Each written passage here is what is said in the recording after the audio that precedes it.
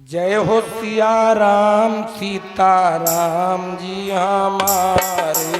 जय हो सिया राम सीताराम जी हमारे। जय हो सिया राम सीताराम जी हमारे। जय हो सिया राम सीताराम जी हमारे। जय हो सिया राम सीता राम जी हमारे। जय हो सिया राम सीताराम जी हमारे। तब मिली हो दीनानाथ हमारे। तब मिले हवे दीनानाथ हमारे। जय हो सिया राम सीताराम जी हमारे। जय हो सिया राम सीताराम जी हमारे। दशरथ जी के प्राणन प्यारे। दशरथ जी के प्राणन प्यारे। कौशल्या के प्राण आधारे। कौशल्या के प्राण आधारे। जय हो सिया राम सीताराम जी हमारे। जय हो सिया राम सीताराम जी हमारे। अब मिली हो दीनानाथ हमारे। कब मिले हवे दीनानाथ हमारे। कथारंभन हो तुम्हें सुनो वीर हनुमान। आकर आसन लीजिए सखा सहित भगवान। कैलाश पहाड़ पर भगवान भोलेनाथ महादेव जी भवानी को ये सुंदर श्री राम जी का सुंदर चरित्र सुना रहे हैं। तो जो कोई भगवान की लीला को सुनता है उसका मंगल होता है, उसका कल्याण होता है। भगवान की लीला को सुनना सबके भाग्य में नहीं होता है। हम लोग बड़े पुण्य भागी हैं जो भगवान का चरित्र सुनने चल रहे हैं। तो देखिए कल शाम काल की पाली में आपने चरित्र सुना था कि भगवान का वनगमन हो गया, भगवान वनवासी हो गए, माता पिता की आज्ञा मान करके चले गए। तो जितने लोग पंडाल में हो, ये जो छोटे बालक हैं और सब लोग ध्यान में बात लावें। चाणक्य जी ने कहा है अभिवादनशीलस्य नित्यं वृद्धोपसेविना चत्वारि तस्य वर्धन्ते आयुर्विद्या यशो बलम। चाणक्य जी कहते हैं कि जो कोई, मतलब किसी की बात नहीं है, सबकी बात है, जो कोई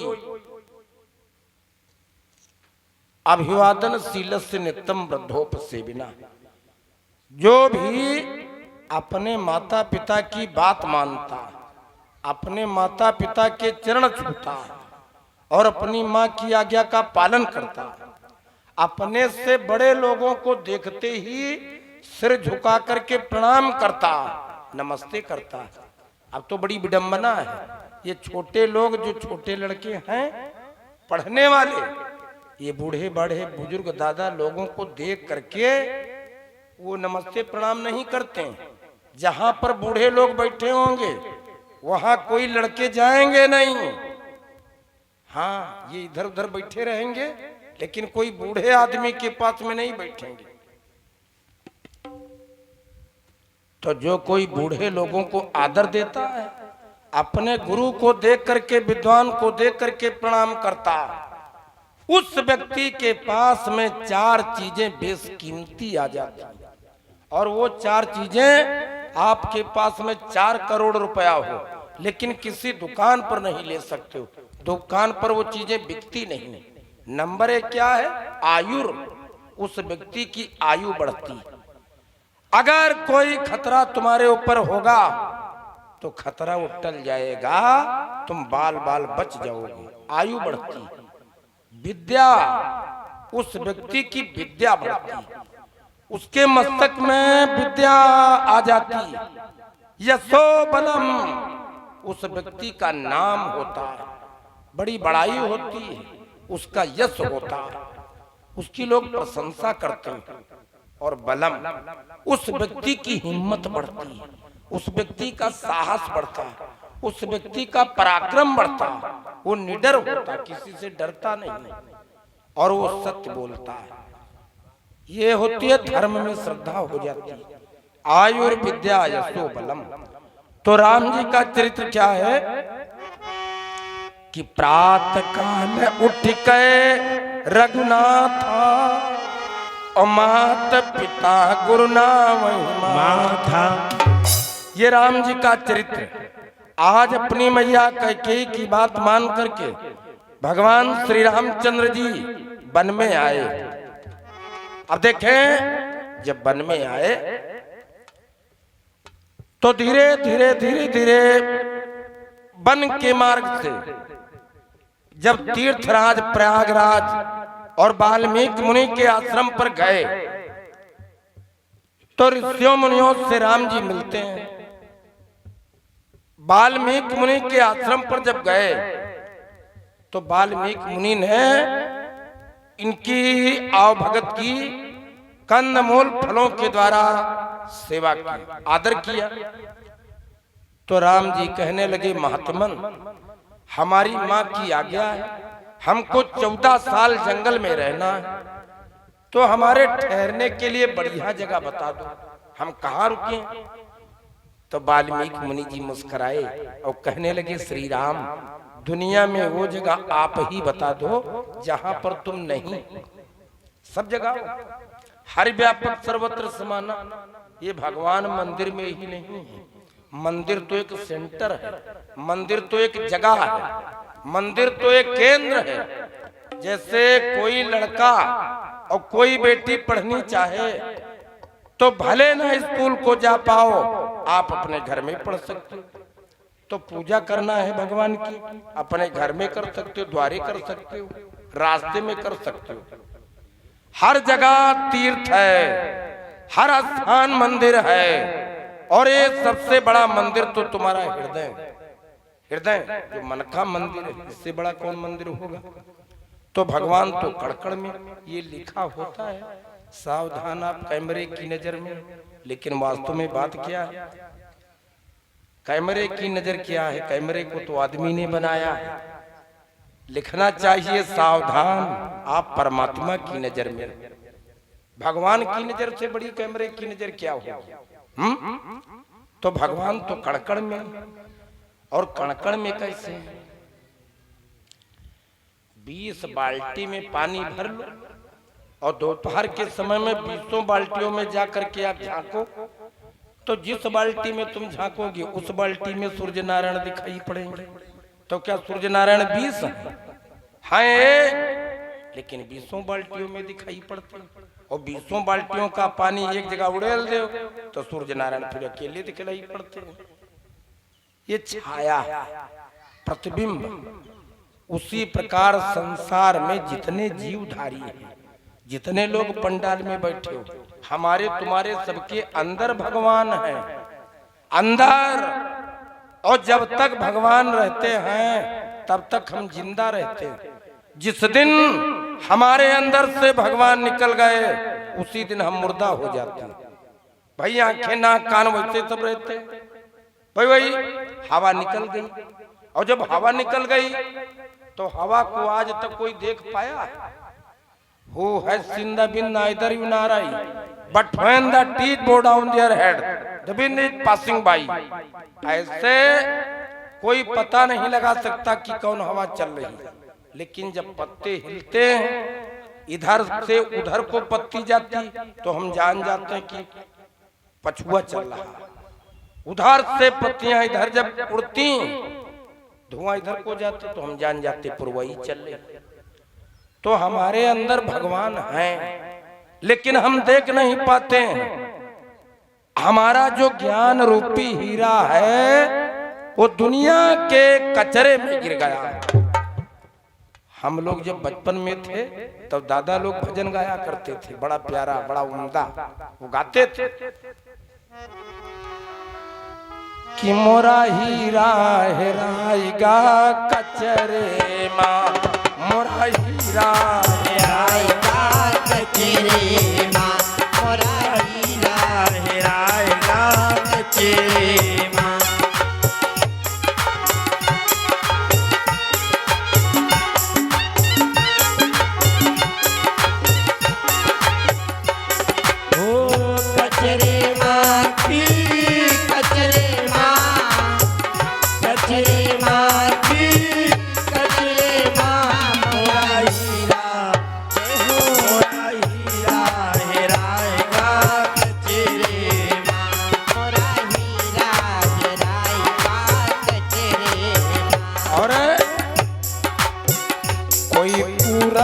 कोई पश्चिम ढूंढई, कोई पूरब कोई पश्चिम ढूंढे, कोई पूरब कोई पश्चिम ढूंढे, कोई पानी कोई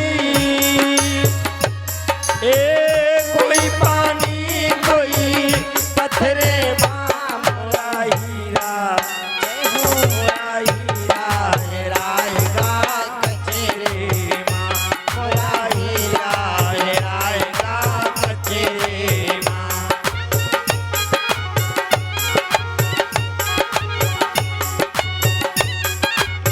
जय हो।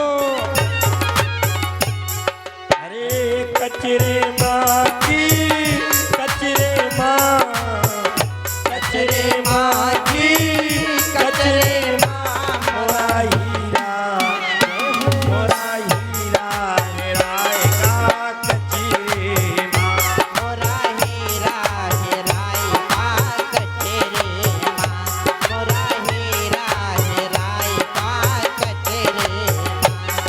अरे पंडित मौलवी पीर औलिया, पंडित मौलवी पीर औलिया, पंडित मौलवी पीर औलिया, ओ आई फंसे ही, अरे इनाहो फते पचरे माँ, मोरा हीरा हेराएगा कचरे माँ। मोरा हीरा हेराएगा कचरे माँ, मोरा हीरा हेराएगा कचरे माँ।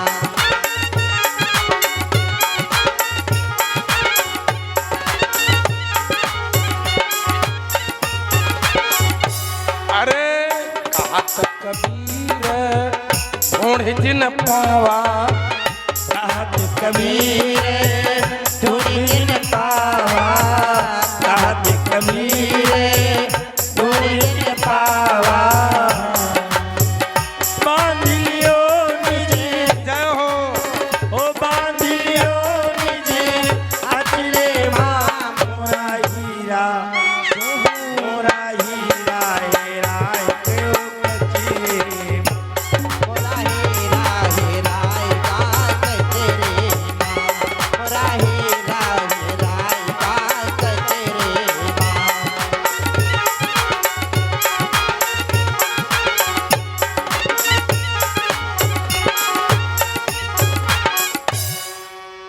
हरि व्यापक सर्वत्र समाना, ओ प्रेम से प्रकट हो ही मैं जाना। भगवान तो कण कण में व्याप्त है, लेकिन अब वो मनुष्य की वृत्ति क्या है? जब वो मंदिर को जाता है और आधा किलो 1 किलो लड्डू ले जाता है तो वो सोचता है कि अब हनुमान जी को भोग लगाया है, हनुमान जी बहुत प्रसन्न होंगे। वो सोचता है कि भगवान देख रहे हैं, मूर्ति देख रही है, हम पूजा करने आए हैं। लेकिन वो जब चोरी करता, बेईमानी करता, तो ये भूल जाता है। तब भी उसको याद रखना चाहिए कि भगवान भैया अंधर नहीं भये। भाई जब तुम लड्डू चढ़ा रहे थे तो हनुमान जी देख रहे थे, और अब तुम ट्रैक्टर की बैटरी खोल रहे हो तो क्या भगवान अंधर? तभी तो देख रहे हैं। तो वो वहां पर भूल गया, अब वहां पर वैसा है।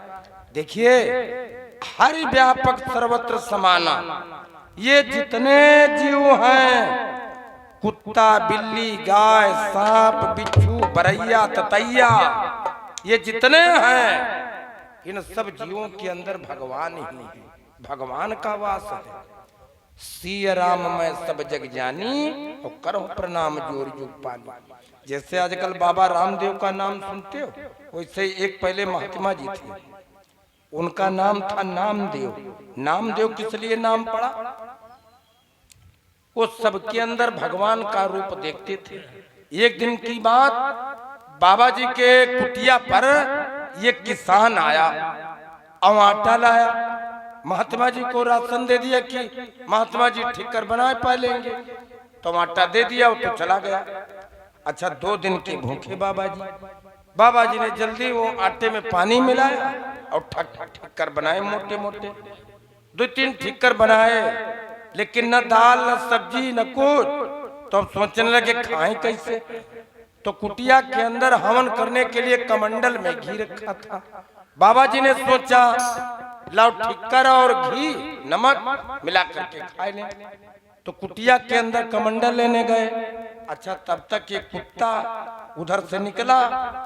अब कुत्ता भी भूखा रहा, कुत्ते को क्या मालूम, उसने उठाई रोटी मुंह में दबाई और उत्तर को चल पड़ा। अब बाबा जी कुटिया के बाहर निकले, रे गजबई भाई, वो तो रोटी लिए जा रहे हैं, तो और कोई होता तो डंडा मारता। बाबा जी ने डंडा वंडा नहीं मारा। बाबा जी ने कमंडल में चमचा डाला और घी निकाला और कुत्ते के पीछे चले और कुत्ते से बोले, भगवान सूखी मत खाओ, थोड़ा घी ले जाओ। भगवान सूखी मत खाओ, थोड़ा घी ले जाओ। तुमने सूरती बनाई काहे स्वान की, तुमने सूरती बनाई काहे स्वान की। जरे जरे में है झांकी भगवान, जरे जरे में झांकी भगवान की। इसी सूत्राई आँखें पहचान की। जरे जरे में झांकी भगवान की। इसी सूत्राई आँखें पहचान की। जरे जरे में है झांकी भगवान की, और किसी सूझ वाली आंख ने पहचान की। भगवान की मूर्ति सबके अंदर जिसको दिखलाई पड़ती, सच्चे अर्थों में वो भगवान का भक्त है और भगवान को बहुत मानने वाला। अच्छा, एक बात ये समझो कि तुम्हारे घर में 4 लड़के हो, 3 लड़के हो, तो तुम तीनों लड़कों को बराबर मानते हो। सेब लाओ या लड्डू लाओ या पेड़ा रसगुल्ला लाओ, तो ये नहीं होगा कि 2 लड़कों को दे दो या 2 को न दो, तुम सबको मानते हो। उसी प्रकार हम लोग साधारण पिता हैं। साधारण का मतलब लिमिटेड है। 2 लड़के, 3 लड़के, 4-5 इनके पिता। लेकिन भगवान का नाम है परम पिता। परम पिता का मतलब जो सब पिताओं का पिता, जो सबके बाप है, उन्हीं को तो भगवान कहा गया। तो भगवान चाहते हैं कि हमारी सृष्टि में जितने जीव हैं सब आपस में प्रेम से रहें। अच्छा, एक मुख्य बात बता दें आप, ये जो मनुष्य का तन है, इस मनुष्य का जो तन, ये मनुष्य का तन सर्वश्रेष्ठ है। मनुष्य को इसलिए भगवान ने बनाया था कि पृथ्वी पर तुम जाना, खूब सुख भोग करना और तुम अपने कामों से दूसरे जीवों की रक्षा करना। तुम दूसरे जीव जंतुओं की रक्षा करना, तुम सबसे श्रेष्ठ हो। तो हाथी आदमी के अंडर में, बाघ आदमी के अंडर में। और फिर विचार करो कि कितना प्यारा मनुष्य का तन हमको भगवान ने दिया। अगर बिच्छू बना देते, सांप बना देते, गधा बना देते, तो हमारा कोई काम न हो पाता। तो मनुष्य के तन में हम लोग क्या करते हैं, जो विचारवान हैं, गुरु की कृपा से जो विद्वान और ज्ञानी विवेकी हैं, वो अपना कर्तव्य का निर्वाह करते हैं। और ज्ञान न होने के कारण धन पैदा करने के लिए या जिह्वा के स्वाद के कारण ये आदमी रक्षक की जगह पर भक्षक बन गया, जीव जंतुओं को मारने लगा, उनको खाने लगा। ये उल्टा काम होने लगा। धन्य है प्रभु राम। आज वाल्मीकि मुनि से कहते हैं कि हमारे ठहरने के लिए, हमारे रुकने के लिए जगह बताओ। तो वाल्मीकि मुनि कहते हैं कि श्री राम, संसार में कोई ऐसी जगह नहीं जहां तुम नहीं हो। तुम तो पर्याप्त हो, सब जगह हो, सब जगह व्याप्त हो, हर व्यापक सर्वत्र समाना। फिर भी तुम हमसे पूछ रहे हो ठहरने के लिए, तो हम तुमको जगह बता रहे हैं। जगह क्या बताई सुनिए। देखो, तीर्थों के राजा है कौन? प्रयागराज। तीर्थों के राजा प्रयागराज हैं। तो जब राम जी ने पूछा था कि हम कहाँ ठहरे, तो वाल्मीकि मुनि को बता देना था कि प्रयागराज को चले जाओ, तीर्थों के राजा हैं। लेकिन प्रयागराज के लिए नहीं बताया। क्यों नहीं बताया? देखो, भगवान का नाम है गर्भाहारी। भगवान का नाम गर्भाहारी। और गर्भाहारी का तात्पर्य क्या है? भगवान गर्भ का भोजन करने वाले, अभिमान का भोग लगाने वाले।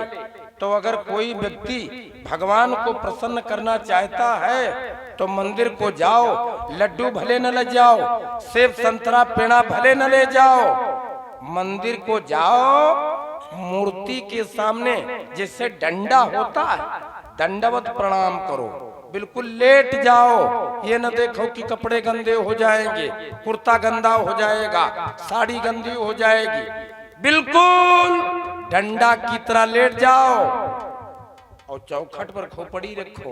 भगवान से कह दो, भगवान तुम हमारी खोपड़ी में जितना घमंड है, जितना अभिमान है, उसका सबका तुम भोग लगाओ।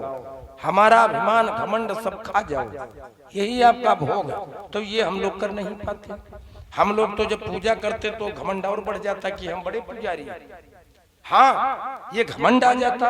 और भगवान का नाम गर्भाहारी, उनका नाम लड्डू हारी, पपीता हारी, रसगुल्ला हारी, जलेबी हारी नहीं है। उनका नाम है गर्भाहारी। गर्भ को अर्पण करो, भगवान से प्रार्थना करो, भगवान हमारी खोपड़ी का जो घमंड है, अभिमान है, इसका तुम भोग लगाओ। तो राम जी हैं गर्भाहारी। और ये जो तीर्थराज प्रयागराज हैं, इनकी बात बताएं। एक बार की बात, सब तीर्थ नीमसार को गए।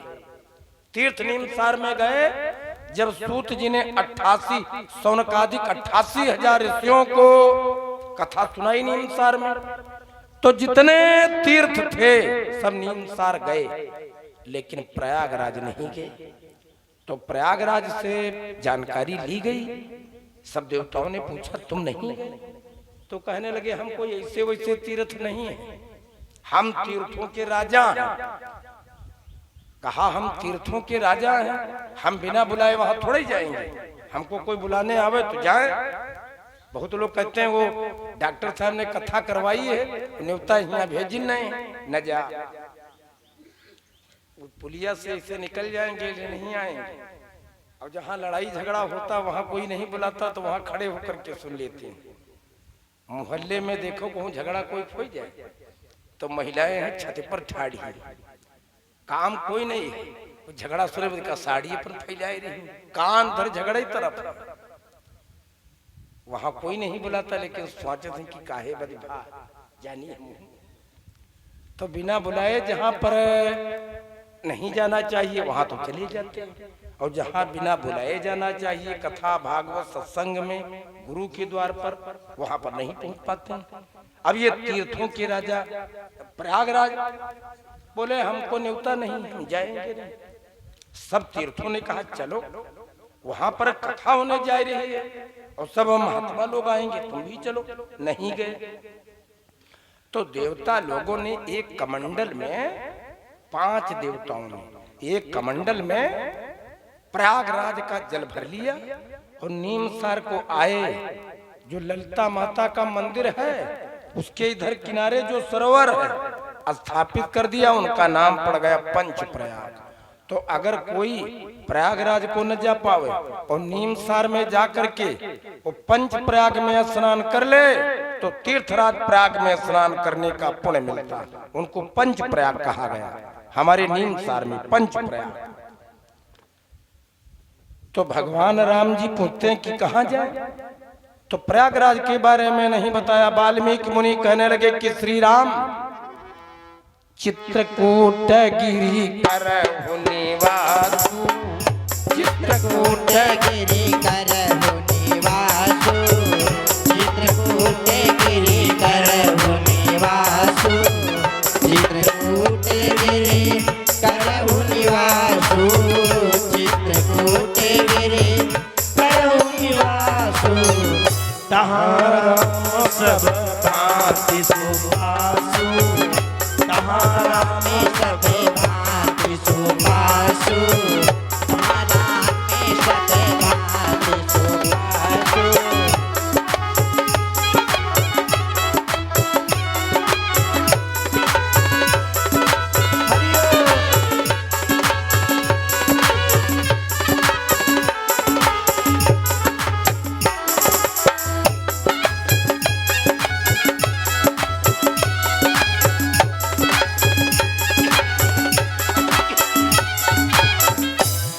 बोले तुम चित्रकूट को जाओ।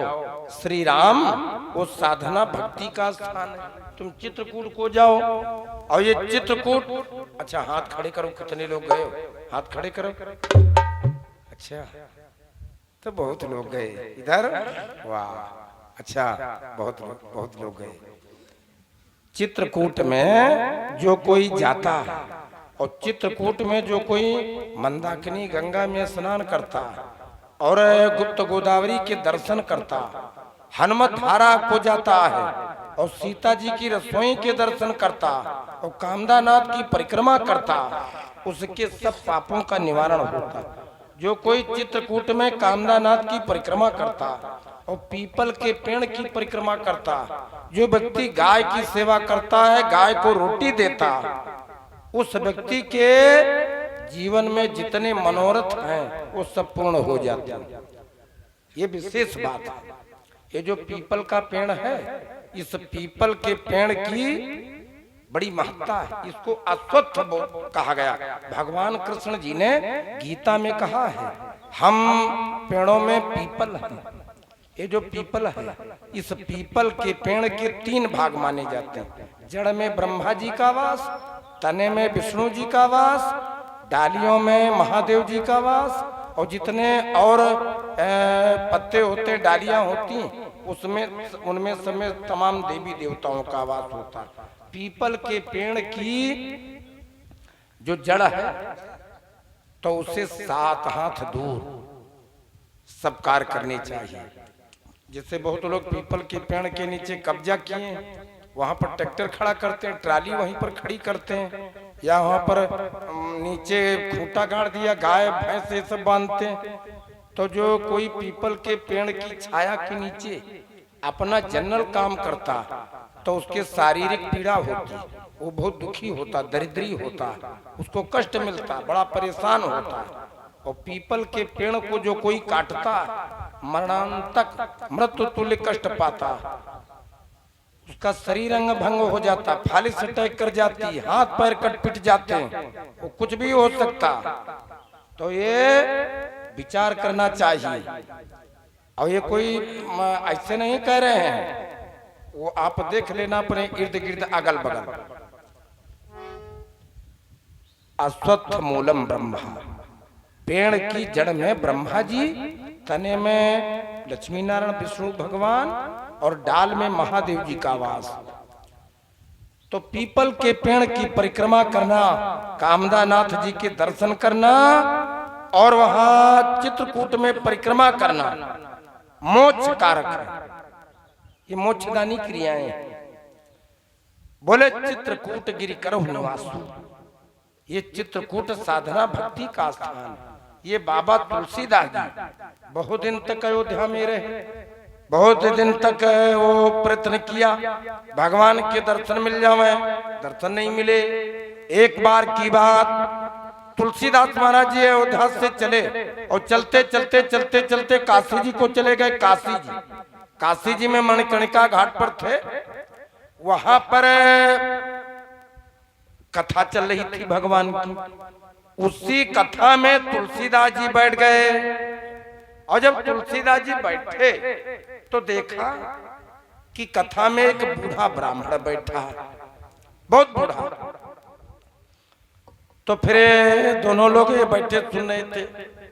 अच्छा, तुलसीदास जी की तरफ देख करके उस बूढ़े ब्राह्मण ने कहा, तुलसी, तुम जिस काम से आए हो वो काम तुम्हारा यहाँ नहीं होगा। अब तो तुलसीदास जी चौंके। ये ब्राह्मण कभी हमको मिला नहीं, न जानता है, पहली बार परिचय, वो हमारा नाम जानता। अब तो चौंके। उस ब्राह्मण ने कहा कि तुलसी, तुम जिस काम से निकले हो वो तुम्हारा काम यहाँ काशी में नहीं होगा। उस काम के लिए तुमको चित्रकूट जाना होगा। चित्रकूट में तुम भगवान के दर्शन पाओगे। तुम भगवान की भक्ति में उनके दर्शन के लिए निकले हो। अब तो उनके पैरों के नीचे से जमीन गायब। ये हमारे अंदर की बात कैसे जान गया है ब्राह्मण। और तुलसीदास जी चल पड़े वहां से। सोचा, बूढ़े ब्राह्मण ने कहा बात माननी चाहिए, चल पड़े। तो चलते चलते पैदल ही चले गए। चित्रकूट में गए, मंदाकिनी गंगा के किनारे कुर्सा बिछाया। वहां पर और तमाम साधु संत महात्मा थे। उन्हीं के बीच में ये कुर्सा के आसन पर बैठ गए और भगवान की भक्ति में राम नाम जपने लगे। एक दिन की बात महात्मा लोगों ने कहा कि बाबा, ए तुलसी। बोले क्या? अरे कहा कल घाट पर राम जी आएंगे। बोले राम जी आएंगे? कहा हाँ, कल राम जी आएंगे और हम लोग चंदन तैयार करेंगे, भगवान के चंदन लगाएंगे। तो तुलसीदास सोचने लगे कि ये लोग चंदन लगाएंगे, हम भी लगाएंगे।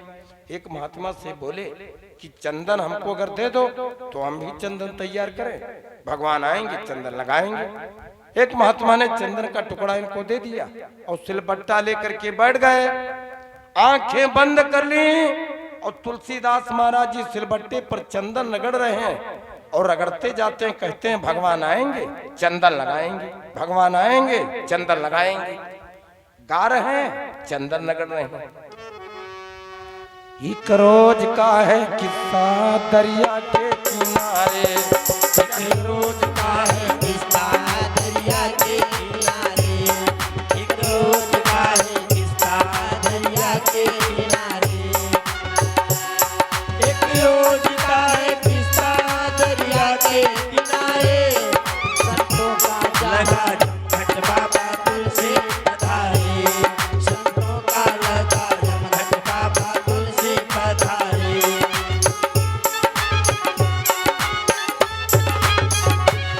संतों ने कहा तुलसी कल राम आएंगे, चंदन को घिसकर हम उनके माथे लगाएंगे, चंदन को घिसकर हम उनके माथे लगाएंगे।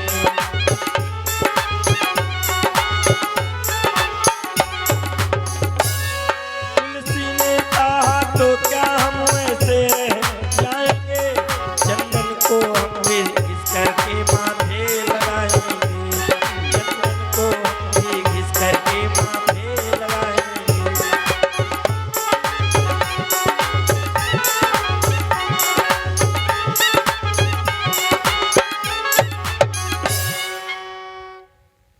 चंदन रगड़े थे तुलसीदास महाराज। चंदन को घिसते घिसते इनको नींद आ गई।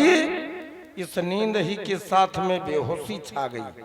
अच्छा, जहां पर प्रेम ज्यादा है, राम ही केवल प्रेम प्यारा, तो भगवान वहां प्रकट हुए चित्रकूट में। अब देखा कि जितने महात्मा लोग हैं, ये सब महात्मा लोग, तो इनके हृदय में ज्यादा अनुराग प्रेम नहीं है। ये जो तुलसी नाम का महात्मा है, इसकी आत्मा में, इसके हृदय में बड़ा प्रेम है, वात्सल्य। तो भगवान ने अपना वो रूप बदला, भेष बदला। लक्ष्मण जी के साथ तुलसीदास महाराज जी के सिलबट्टे पर का चंदन उठाया, अपने लगाया, लक्ष्मण जी के लगाया और झाड़ी की ओट में चले गए। तो अब इतने पर तुलसीदास महाराज जी की आंखें खुली तो देखा वो सिलबट्टा पर उंगलियों की लकीरें बनी हैं, मालूम पड़ता चंदन कोई पूछ ले गए। तो पड़ोस में दूसरे बगल में महात्मा को देख करके बोले कि यहाँ पर क्या कोई आया था, ये सब चंदन कौन पूछ ले गया। तो और दो महात्मा बोल पड़े, कहने लगे अभी दो लड़के इसी जगह बैठे थे, कुछ टाकटोली बनाए रहे थे, इसी जगह भी थे, इधर गए। तो तुलसीदास जी को बड़ा दुख हुआ कि भगवान के लिए चंदन तैयार किया और किसी ने पहले जूठा कर दिया। अब तुलसीदास जी की आत्मा को बड़ा कष्ट। अच्छा, जहाँ पर राम जी होते हैं वहां पर हनुमान जी जरूर होते हैं, और जहाँ पर हनुमान जी हैं वहां पर पूरा राम दरबार, राम लक्ष्मण जानकी भरत शत्रुघ्न सब होते हैं। हाँ, तो फिर अब राम जी जब झाड़ी की ओट में चले गए तो हनुमान जी प्रकट हुए। हनुमान जी ने विचार किया कि हमारे कहने से बाबा आए थे यहाँ। अच्छा, वो जो काशी जी में बूढ़ा ब्राह्मण मिला था ये और कोई नहीं था, वो हनुमान जी कौन है? प्रभु चरित्र सुनबे को रसिया, राम लखन सीता मन बसिया। हनुमान जी जहाँ पर भगवान की कथा होती है वहां पर वो अपने मन से आते हैं, अपने मन से, और ध्वजा पर आसन लेते हैं। तो हम लोग जब कथा प्रारंभ करते हैं तो सबसे पहले हनुमान जी से कहते हैं कथारंभन होते हैं सुनो वीर हनुमान, आकर आसन लीजिए इसका सहित भगवान। और उनकी कृपा होती है, इनकी कृपा है, हनुमान जी की कृपा और सरस्वती माता की कृपा से हम जब इस पर बैठ जाते हैं तो बोलते चले जाते, चाहे 2 महीना तक बोलना पड़े, और ऊपर से उतर पड़े, कुर्सी पर बैठ जाएं और आप 5-6 लोग बैठो कह दो अब कथा सुनाओ तो सब कथा साफ। और इसमें सब दोहा चौपाई में याद, वो सब रील चलती रहती है, चलती रहती है। ये भगवान की लीला, भगवान की कृपा। ये जो गंगा जमुना है तो हम लोग यही करते करते करते करते 32 साल हो गए। ये गंगा जमुना कहीं कहीं पर 9 दिन हम लोग कथा सुनाते हैं, लेकिन जौ में अखुआ नहीं निकलता। अब कहीं कहीं पर 3 दिन कथा पूरी नहीं होती, जब सब जाम आती। अब ये नहीं है कि वो अजाम है, अजाम नहीं है, जो जामने वाली, पता ही नहीं भगवान की क्या लीला है। भगवान का चरित्र बड़ा अद्भुत है और उनकी कपड़ा बड़ी विचित्र है। कहीं कहीं पर बड़ा लंबा प्रबंध होता है, बड़ा लंबा, बहुत हैवी पंडाल लगा दिया, बड़ी व्यवस्था लाइट टेंट की कर दी। लेकिन भगवान की जब लीला पर देख सोचते हैं तो पता चला तूफान आ गया, आंधी आ गई, सब उलट पलट गया, कोई चोट चपेट लग गई, काम धाम सब बंद आधे से। तो हम लोग हनुमान जी की स्तुति करते हैं। हनुमान जी संकटों का निवारण करने वाले, हनुमान जी प्रकट हुए और तोता बन गए। तोता, हनुमान जी तोता बने, बरगद की डाल पर बैठ करके बोले। एक बड़ा प्यारा दोहा छोटे छोटे लड़के कहा करते। हनुमान जी बोले कि चित्रकूट के घाट पर भाई संतनों की भीड़, और तुलसीदास चंदन घिसे तिलक करे रघुवीर। ये हनुमान जी बोले चित्रकूट के घाट पर भाई संतन की भीड़, और तुलसीदास चंदन घिसे तिलक करें रघुवीर।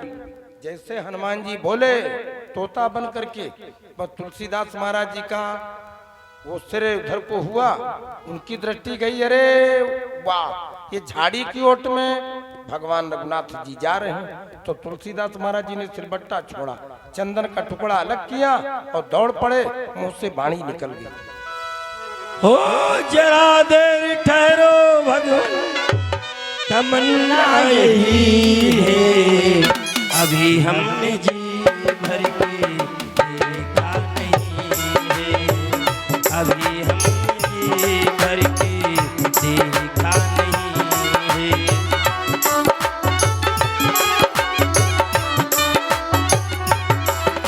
हो जरा देर ठहरो भगवान, जरा देर ठहरो भगवान, तमन्ना यही है, अभी हमने जी भर के देखा नहीं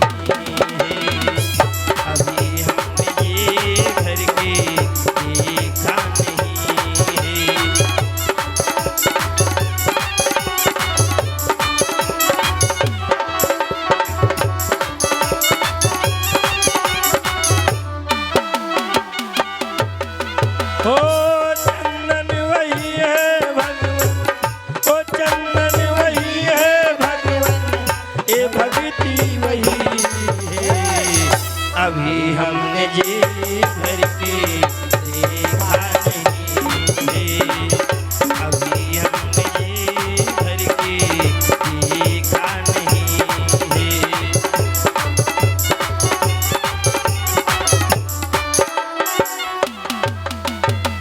तब जा करके भगवान के दर्शन गोस्वामी जी को हुए।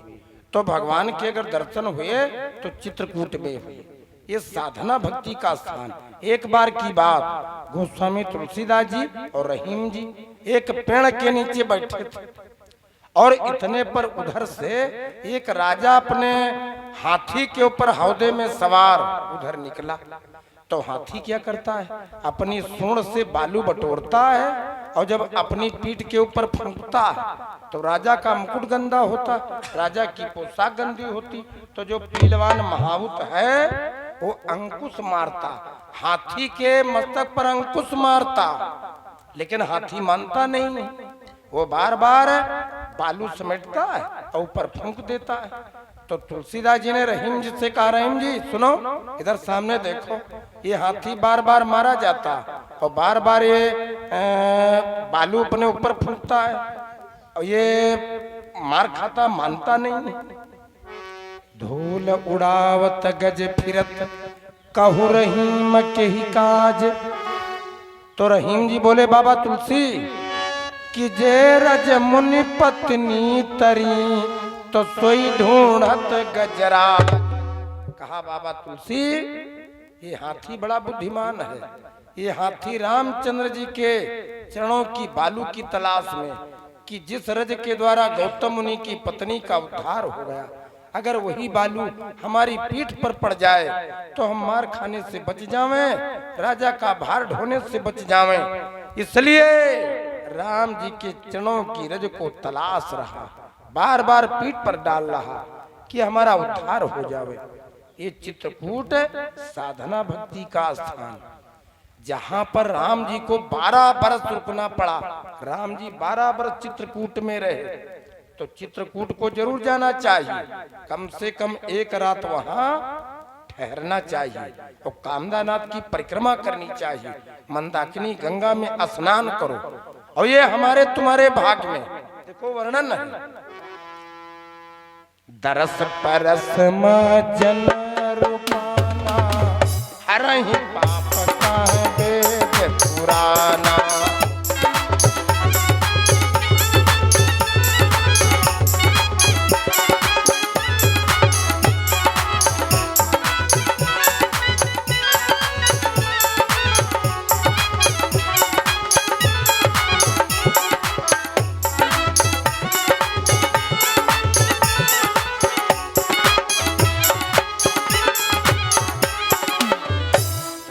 परस मज्जन रूपाना ओ हरहि पाप कह वेद पुराना।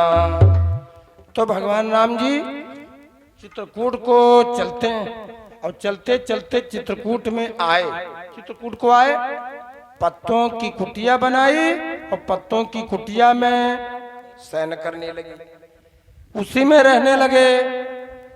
अब देखिए, जब राम जी चित्रकूट में आए, पत्तों की कुटिया में रहने लगे, तो फिर लक्ष्मण जी हैं और राम जी जानकी मैया। राम जी वहां पत्तों की कुटिया में मुस्कुराते हैं। आपके हृदय में, आपके मन में अगर संतोष है तो छप्पर के नीचे हंसोगे। 3 सेट पड़ा है, कॉलोनी दी है प्रधान जी ने, उसी में मगन रहोगे। और अगर आपके संतोष नहीं है तो 12 बंकी में 2-2, 3-3 प्लाट हैं, 2-2 मंजिल के मकान हैं। यहाँ पता चला गांव में बड़ा हैवी मकान, लेकिन आदमी प्रसन्न नहीं है, बहुत टेंशन में।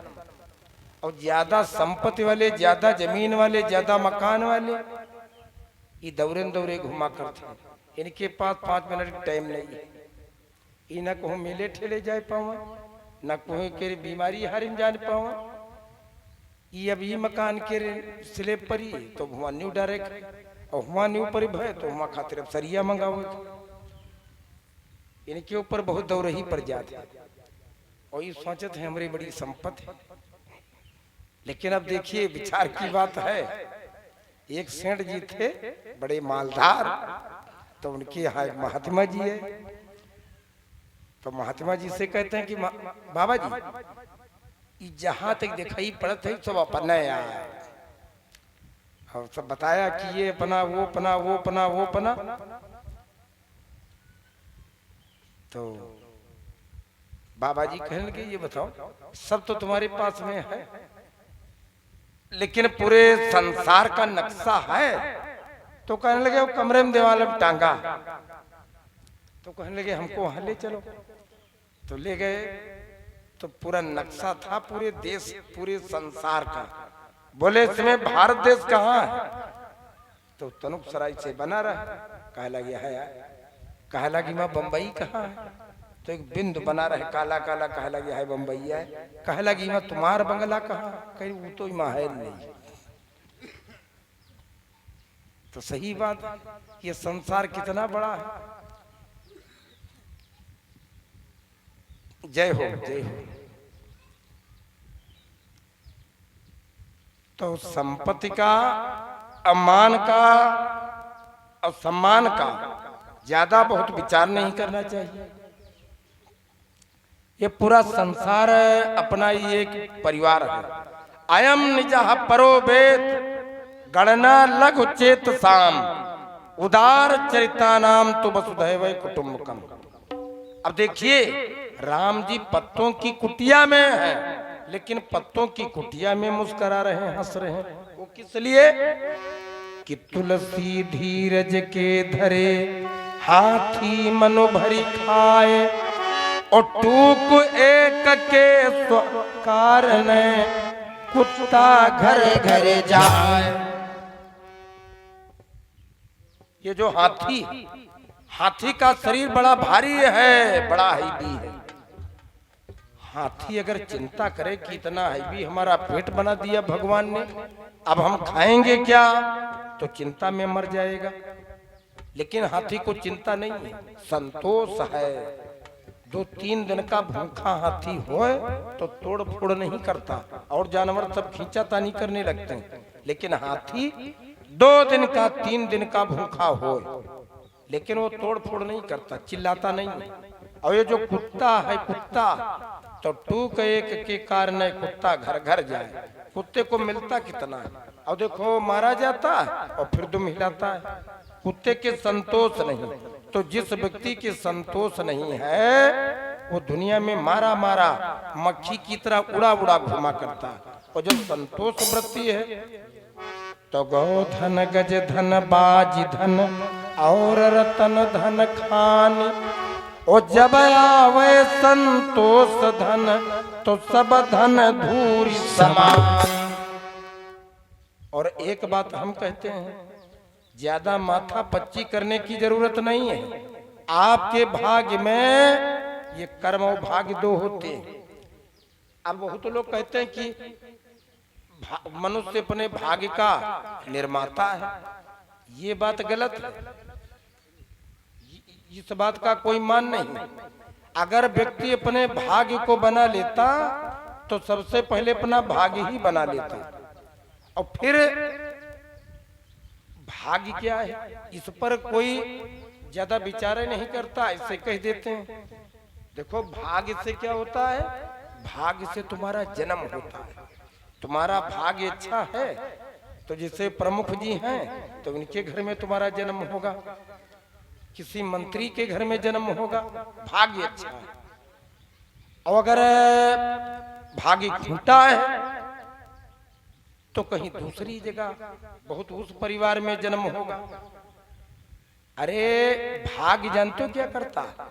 भले तुम कुत्ता बनो, भले कुत्ते का जन्म मिले, लेकिन तुम किसी मंत्री के कुत्ता होगी, जो मारे मारे घुमती कुत्ता न हुई हो। मंत्री लोग के जो कुत्ता हैं वो 35 लाख की गाड़ी में सफर कर रहे हैं, हाँ, और हर महीना 4-5 हजार के तो बिस्कुट खाते हैं। और हमारे साथ में चलो तो बैंक मैनेजर हैं, तो वो मैनेजर साहब के वहां 3-4 नौकर, और गर्मी का महीना अब आ रहा है तो 3 बार भैंसें 4 बार नहलाई जाती, और हर भैंसों के ऊपर पंखा चल रहे हैं सर सर सर सर। तो उन भैंसों की किस्मत है, किस्मत के द्वारा, भाग्य के द्वारा व्यक्ति का जन्म होता है, और जितना आपके भाग्य में है आपको मिलेगा उतने। हम एक बात बता दें आपको, एक आदमी बड़ा बहुत गरीब था, बहुत गरीब था। तो उससे सब लोग कहते हैं कि तुम मेहनत वाला काम करो। तो कहता मेहनत वाला काम क्या करें? अरे कहा कि तुम दुकान खोल लो, सड़क के किनारे दुकान। तो सड़क के किनारे दुकान खोल ली। तो 1 साल तक जमकर के खूब दुकानदारी की, और जब साल भर पूरा बीता तो हिसाब लगाया इनकम का, तो रुपया मिले 14। तो उसने सोचा बताओ साल भर मेहनत की और रुपया मिले 14 रुपया में क्या होगा? तो एक साथी ने कहा दूसरी दुकान रख लो, दूसरी गुमटी रख ली। अब बीड़ी सिगरेट पान पुड़िया ये सब बेचने लगे, साइकिल के पंचर बनाने लगे। जब पूरा साल फिर बीता तो फिर हिसाब लगाया तो फिर रुपया मिले 14। तो सोचने लगे एक दुकान तब 14 और दूसरी दुकान तब 14, ये 14 रुपया बहुत खराब, इनको कहीं कुआं ताल में फेंक देंगे। तो रुपया फेंकने जा रहे थे, रास्ते में उनको और मिल गए साथी। बोले कहाँ जा रहे हो?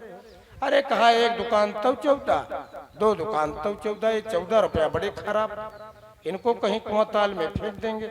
अरे बोले उल्टा काम न करो, ये 14 रुपया इनका क्या दोष है? समुद्र के किनारे चलो और वहाँ गोताखोर लोग हैं, ये रुपया 14 उनको दे दो और उनसे कह दो कि 14 डुबकी लगा दें, जो कुछ मिले समुद्र में वो तुम्हारा। बोले ठीक। समुद्र के किनारे गए, गोताखोरों को 14 रुपया दे दिए और बोले भैया हमारी तरफ से 14 डुबकी लगा दो, जो कुछ मिले कीमती वो हमारा। तो 12-13 डुबकी लगाई, बेकार गई। कहीं मोरंग, गिट्टी, बालू, भोंगा, पत्थर यही हाथ में आता। जब 14वीं डुबकी मारी गोताखोर ने, अरे गजब, इतना बड़ा लाल लाल एक पत्थर आया। तो गोताखोर से वो बोले कि ये क्या है? अरे बोले कि ये जानते हम भी नहीं है क्या है, लेकिन लगता है कीमती है, अब यही मिला, ये ले जाओ। लेकर के चले। बोले कहीं जौहरी को दिखाओ। तो एक सोनार के यहाँ आए, उसको दिखाया। बोले क्या है? अरे कहा तुम्हारी तो किस्मत बदल गई, ये कीमती हीरा है, डायमंड है। तो बोले इसकी कीमत क्या है? हम बेचना चाहते तुम ले लो। तो सोनार कहने लगा कि देखो हमारी दुकान में जितना सोना है, जितनी जमीन जायदाद मकान प्लाट घर द्वार अगर सब तुम्हारे नाम कर दें तब भी इसका 1 गुना पेमेंट नहीं। बोले इतना कीमती? अरे कहा कोई राजा के पास ले जाओ। तो राजा के पास गए, राजा ने देखा, उस राजा ने कहा सुनो ईमानदारी ठीक है, ये जितना कीमती है उतना इस समय राज खजाने में दौलत नहीं, ये किसी महाराजा के वहां ले जाओ। तो एक महाराजा के वहां गए, महाराजा ने देखा, अरे उठने चौकन्ना, उसने जाना कि एक राजा के वहां से ये चल करके अब हमारे यहाँ आया। तो उसने पगड़ी उतारी, सजदा किया और बोला जरूर हम महाराजा हैं, नहीं तो एक राजा के वहां से चल करके हमारे यहाँ आया। तो राजा बहुत प्रसन्न हुए। तो उसने कहा ये हीरा ले लो और बदले में धन हमको दे दो जितना हो। तो राजा कहने लगे कि सुनो इसकी कीमत नहीं है कुछ, ये बेशकीमती। बोले कीमत क्या है? कहा कीमत उमत न पूछो, तुमको खजाने में छोड़ा जा रहा है और खजाने में तुम्हारा टाइम फिक्स है। जितनी दौलत तुम बटोर पाओ, जितना तुम बांध पाओ ले जाओ, वो सब ले जाओ। खजाने में छोड़ दिए गए। अब ये जब खजाने में गए तो इधर और इधर दोनों तरफ बड़े बड़े गोदाम, बड़ी बड़ी डहरियां, बड़े बड़े ड्रम, बड़े बड़े टैंक, उनमें 1 के सिक्का, 2 के सिक्का, 5 के सिक्का, 10 के सिक्का, आगे नोट, रुपया, सोना, चांदी, वस्त्राभूषण। अब ये बेचारे गए तो सोचने लगे ऐसी कोई चीज उठावें जो पूरा पड़ जाए। तो इधर से जाए, उधर से देखते इधर का आऊं, लेकिन अब समझ में ना आवे कि क्या उठावें। धीरे धीरे धीरे धीरे 30 मिनट निकल गए, अर्दली जो था कहने का गेट कीपर है निकलो, अब 15 मिनट लेट चल रहे हैं। अब ये भाई कुछ उठा ही नहीं पाए। अब सोचते हैं कि क्या उठा ले जाऊं, क्या उठाऊं। तब तक उसने धक्का मारा, कहा है राजा की आज्ञा है, अब ज्यादा बाहर समय हो गया है, उठाओ उठाओ जो कुछ उठाना उठाओ, निकलो। तो ये बेचारे भी कुछ उठा ही नहीं पाए। अब ये क्या उठाए ले, तब तक उसने धक्का मारा, कहा निकलो निकलो खजाने से बाहर, जो कुछ लेना हो लो। तो जल्दी में जब गेटे पर फिर आए गए, वो ड्रम रखे थे जिनमें टूटे सिक्का थे, तो जल्दी में एक झप्पा इधर मारा और एक झप्पा इधर मारा। जब खजाने के बाहर आए तो 7 रुपया ई मुट्ठी और 7 रुपया ई मुट्ठी। तो जोड़ा कि 7 दूना 14। तो सोचने लगे एक दुकान तब 14, 2 दुकान तब 14, और राजा के खजाने में घुस गए, लेकिन 14 की 14 ही रही। और ये बात सही है, ये बात बिल्कुल सही है। जितना तुम्हारा है, एक आदमी ज्यादा खाता ज्यादा था, तो लोग कहते थे तुम खाते ज्यादा हो, तो कहता था हम ज्यादा नहीं खाते, जितना हमारा खाता है उतना ही हम खाते हैं। अब खाते के बाहर कहाँ चले जी भाई, बैंक में तुम्हारा खाता है, अब तुम्हारे खाते में जितने हैं उतने का बटल भर सकते हो आप, खाते के बाहर कहाँ चले जाओगे।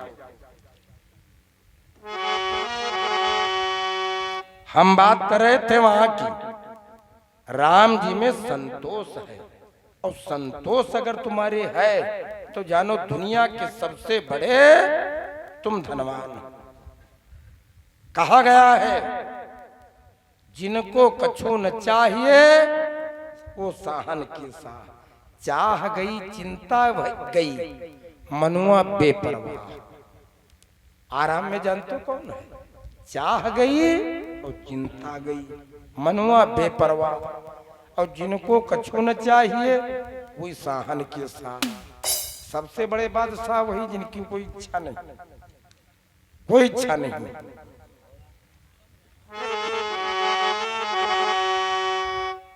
और हम लोग अपनी वृत्ति ये क्या समझते हैं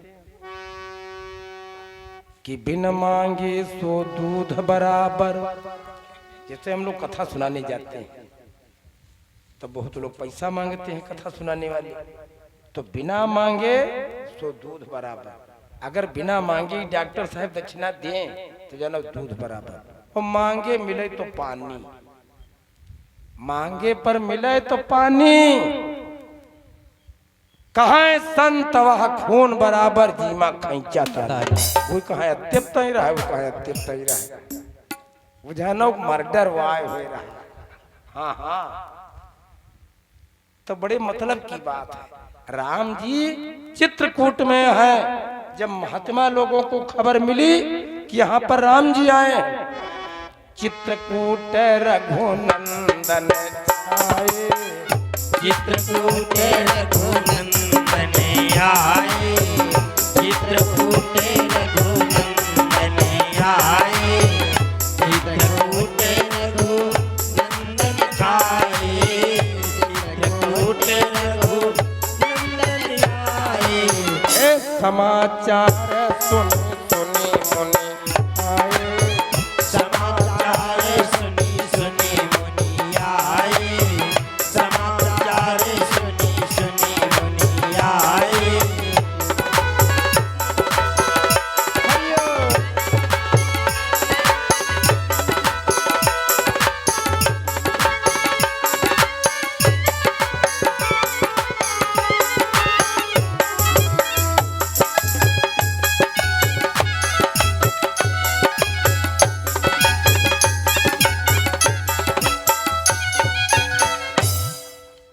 समाचार सुनी सुनी मुनि आए। महात्मा लोग वहां पर आने लगे। अब जब जो महात्मा लोग आते हैं ना, वो झोपड़ी बना लेते हैं, कुटिया बना करके रहने लगते हैं और जाने का नाम नहीं लेते हैं। तो एक दिन भगवान ने विचार किया कि जितने महात्मा आते हैं और जाते हैं नहीं, तो धीरे धीरे यहाँ पूरा गांव का गांव बस जाएगा, पूरा नगर बस जाएगा। यहाँ से चलना चाहिए आगे। आगे को गए तो आगे को गए कितना। क्वार विजय दशमी भगवाना तो चित्रकूट ते कीन पयाना। विजय दशमी क्वार महीने की आई, भगवान ने आगे की यात्रा प्रारंभ की और गए कितना 3.5 को समझ जाई अत्रिधाम पहुँचे रघुराई।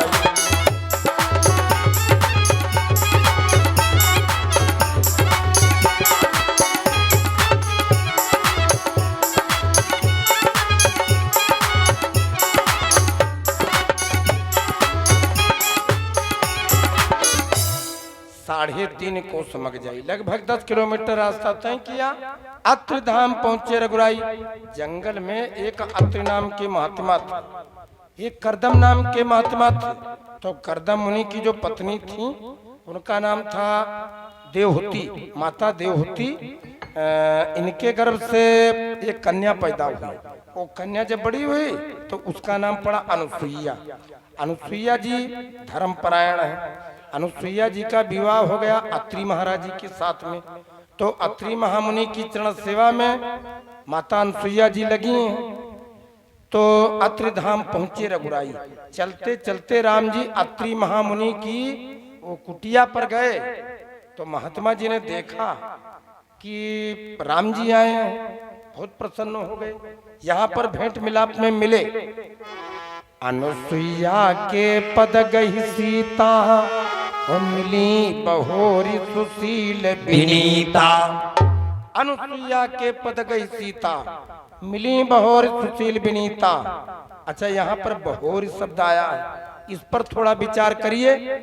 देखो, राम जी आज पहली बार जंगल में आए हैं और पहली बार अत्रि मुनि से वो भेंट मिलाप में मिल रहे हैं। और यहाँ पर वर्णन मिली बहोर, तो बहोर का तात्पर्य है दोबारा मिलन हुआ। इसका मतलब एक बार पहले मिल चुकी। तो पहली बार कब मिली? जब राम जी आज पहली बार जंगल को आए और जानकी मैया पहली बार आज वो अयोध्या से आई। और ये तुलसीदास जी कहते हैं कि मिली बहोर सुशील विनीता, पहले से ज्यादा विनम्र और सुशील में मिली। तो इसका कारण क्या है? तो इसकी एक कथा है, एक पुराण की लीला है। एक बार जयकारा लगाओ, ये थोड़ा चरित्र सुनिए। एक बार जय घोष कर दीजिए, बोलिए।